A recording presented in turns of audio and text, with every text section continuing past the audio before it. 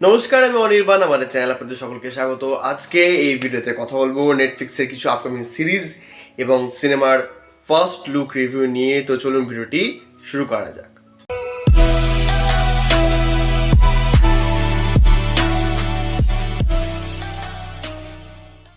তো গতকাল নেটফ্লিক্সের আপকামিং যে স্লেট এসেছে তার সাথে কিন্তু অনেক কন্টেন্টে তারা ঝমাঝম বৃষ্টি লাগিয়েছে।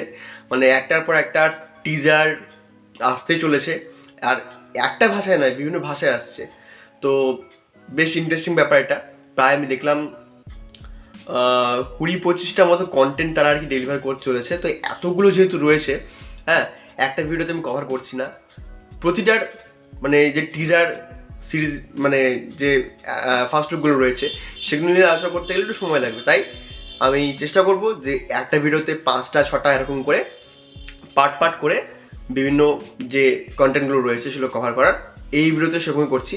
আচ্ছা, একটা কথা বলে রাখি যে যদি এক্সপ্লেন করতে গিয়ে আমার কোথাও নাম ভুল হয়ে যায় বা কোথাও যদি আমি কোনো সিরিজকে সিনেমা বলে ফেলি তাহলে কিন্তু আপনারা প্লিজ কিছু মনে করবেন না, ক্ষমা করে দেবেন। আসলে এত কন্টেন্ট যে কোনটা সিরিজ কোনটা সিনেমা কোথায় কে আছে সব ভুলিয়ে যাচ্ছে। তো ফার্স্টে যে সিনেমাটা নিয়ে কথা বলবো সেটা হচ্ছে ইক্কা। তো ইক্কা এই সিনেমাতে আমরা দেখতে পাচ্ছি সানি দেওয়াল আর অক্ষয় খান্নাকে, আর এখানে একটা কোর্ট রুম ড্রামা হবে, এটা বোঝা যাচ্ছে। তো এই যে টিজারটা রয়েছে, হ্যাঁ, মানে এটা দেখতে গিয়ে আমার অনেকগুলো সিনেমার কথা একসাথে মনে পড়ে গেল। ফার্স্টে মনে পড়লো দামিনীর কথা, যেখানে সানি দেওয়াল একজন উকিলের চরিত্রে কাজ করেছিলেন। এছাড়াও অক্ষয় খান্না সেই সেকশন 375, যেখানে তিনি নিজে একজন উকিলের চরিত্রে কাজ করেছিলেন। এছাড়াও দৃশ্যম 2 এবং রিসেন্টলি যে ধুরন্ধর বেরিয়েছে এটার কথা মনে পড়লো। যেরকম অক্ষয় খান্নার যে লুকটা সেট করা হয়েছে মনে হচ্ছে পুরো রেহমান ডাকাতকে আদালতে ডাকা হয়েছে, হ্যাঁ, ওই জিজ্ঞাসাবাদ করার জন্য। আর সানি দেওয়ালের ওই যে চিৎকার, মানে হিন্দি যেটাকে দাহাড় বলে, শাট আপ বলে যে চিৎকার, মানে মজাই দিয়ে দেবে। তো দুজন বড় অভিনেতা রয়েছেন, আশা করবো যে তারা স্ক্রিপ্ট চয়েসিংয়ে ভুল করবেন না। হ্যাঁ, দেখা যাক এই সিনেমাটা কেমন হয়। এরপরে যে সিনেমাটা নিয়ে কথা বলবো সেটা হচ্ছে হাম হিন্দুস্তানি। এই সিনেমাটাতে আমরা দেখতে পাচ্ছি ভারতের যে প্রথম ভোটটা হয়েছিল তখনও তো আর কি রাজাদের শাসন ছিল।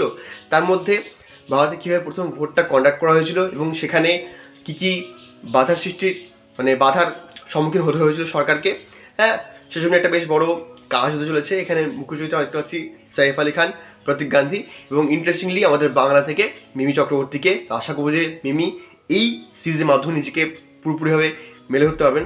আমি আবার সিরিজ বলে ফেললাম, সিনেমা। আশা করবো যে তিনি এই সিনেমার মাধ্যমে নিজেকে পুরোপুরি মেলে ধরতে পারবেন এবং তার কাজটা মানে মানে কী বলবো, ইন্টারন্যাশনালি আর কি রেকগনাইজ হবে। দেখা যাক এই সিনেমাটা কেমন হয়। এরপরে যে সিনেমাটা নিয়ে কথা বলবো সেটা হচ্ছে টোস্টার। তো এই সিনেমাটা দেখুন বহুদিন আগে, প্রায় বোধহয় 2-3 বছর হবে বা 2.5 বছর ওপর হবে, এটা একটা টিজার বেরিয়েছিল। হ্যাঁ, তো এটা একটা টোস্টার রয়েছে, সেটা কি গিফট হিসেবে দেওয়া নিয়েই বিশাল ঝামেলা হবে। একটা কমেডি ছবি হতে চলেছে। এখানে মুখ্য চরিত্রে রাজকুমার রাও আর সানিয়া মালহোত্রাকে দেখতে পাচ্ছি। দুজনেই খুব ভালো পারফর্মার এবং রাজকুমার তো কমেডি খুব ভালো পুল আপ করেন। এবং যখন এর টিজারটা বেরিয়েছিল তখন থেকেই দেখার জন্য খুব ইন্টারেস্টেড ছিলাম, বাট কোনো কারণে সে সময় এই সিনেমাটা আসেইনি। তো এই সিনেমাটা এবছরের স্লেটে রাখা হয়েছে, দেখা যাক এই সিনেমাটা কেমন হয়। এরপরে যে কন্টেন্টের ব্যাপারে কথা বলবো আমি অলরেডি ভুলে গেছি, হ্যাঁ, যেটা সিরিজ না সিনেমা, সম্ভবত এটা সিনেমায় হতে চলেছে, সিনেমা না সিরিজ সম্ভবত, যার নাম হচ্ছে অপারেশন সফেদ সাগর। তো 1999 সালে ভারতে যখন ওই একটা কার্গিল যুদ্ধ চলছিল সেই সময়ই একটা মিশন নিয়ে এই ছবিটা হবে। এখানে মুখ্য চরিত্রে আমার জিমি শেরগিল, সিদ্ধার্থ, প্রাজক্তা কোহলি, এমনকি আদিল হোসেনকে দেখতে পাচ্ছি। তো এটা বেশ বড় লেভেলে একটা কাজ হতে চলেছে। আর আশা করব যে নেটফ্লিক্স, মানে যেহেতু ভারতের কন্টেন্টে তারা ভালো কিছু ডেলিভার করে না, এটার মাধ্যমে কিন্তু অনেক কিছু তারা ডেলিভার করবে। এরপরে যে সিনেমাটা নিয়ে কথা বলবো সেটা হচ্ছে তক্ষাকুডু, বা বাংলা হয়তো তক্ষকুডু এরকম নাম হবে। তো এখানে মুখ্য চরিত্র দেখতে পাচ্ছি আনন্দ দেওয়ারকোন্ডা, তিনি সম্ভবত বিজয় দেওয়ারকোন্ডার ভাই, আর নিতাংশী গোয়েল, যাকে আপনার এর আগে লাপাতা লেডিসে দেখেছেন। তো এই ফার্স্ট লুকটা জাস্ট চরম হয়েছে, মানে চরম বলতে হেভি লাগলো আমার। হ্যাঁ, এখানে যেরকম ডার্কনেস রয়েছে, যেরকম এই ফার্স্ট লুকটা প্রেজেন্ট করা হয়েছে, সেখানে একটা প্রেমের অ্যাঙ্গেল রয়েছে, একটা রিভেঞ্জ অ্যাঙ্গেল রয়েছে। হ্যাঁ, মানে ভীষণ ডার্ক একটা ছবি মনে হলো। হ্যাঁ, অনেক কী বলবো, অনেক ছবির রেফারেন্সও কিছু কিছু জায়গায় দেখতে পেলাম। মানে একটা প্যাক্ট আর কি, এরকম পুরো প্যাক্ট ফার্স্ট লুক হয়েছে। হ্যাঁ, বেশ আমাকে কিন্তু একটা ইন্টারেস্ট জাগিয়েছে। দেখা যাক এই কাজটা কেমন হয়। মানে মেনলি আমার মনে হয় যে এটা কোনো একটা ভীষণ ডার্ক স্টোরি হতে চলেছে। হ্যাঁ, আর আনন্দ দেওয়ার কোনটা সম্ভবত ডেবিউ কাজ। নিতাংশী গোয়েল তিনি সাউথে কাজ করছেন, বিশাল বড় ব্যাপার। দেখা যাক এটা কেমন হয়। এরপরে যেটা সবথেকে বড় অ্যানাউন্সমেন্ট সেটা হচ্ছে ঢিন্ঢোরা 2।